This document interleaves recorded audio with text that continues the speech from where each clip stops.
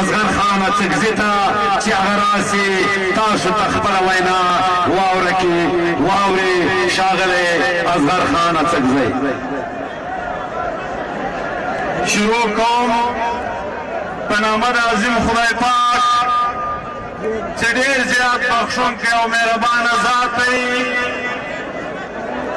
د شهید عثمان خان کاکړ د شهادت د جنازې او د تدفین په مراسمو کې راغونډ شو د پښتون افغان وطن د لر او بر د ډېرو درنو ټبرونو قامونو قبیلو سپین ږیرو مشرانو په سټیج ناست د مختلفو سیاسي جماعتو قدرمنو مشرانو سپین ږیرو ستاسو د ټولو په اجازت یقینا دا د نن ورځ دا روان ساعت یو دغه په زرګونو فلکونو راغونډ سوي دردېدلي د دې شهید په غم را یو ځای سوي انسانان دي پښتانه افغانان دي او همداسې په لکونو پښتانه افغانان د نړۍ پر سطح د دې عظیم شهید زموږ د دې ګران ورور د غم او د تکلیف د دې مراحلو څخه تېرېږي د نېټ او د میډیا د لارې د ښارو سپارلو دا مراسم د خپلو نظرونو تېروي یقینا عثمان خان چې دا نن په لکونو په زرګونو انسانان پر یو ځای سوي دي دا هسې نه دي را یو ځای سوي دا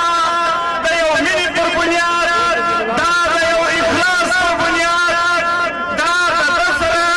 د یو عقیدت پر بنیاد را یو ځای سوي دي که د سیاست خبره سي نو عثمان خان د یو ګوند صدر او مرکزي سکرټري و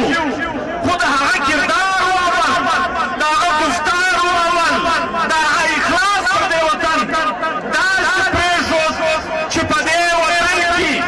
هر هغه انسان هر هغه افغان چې دلته ژوند کوي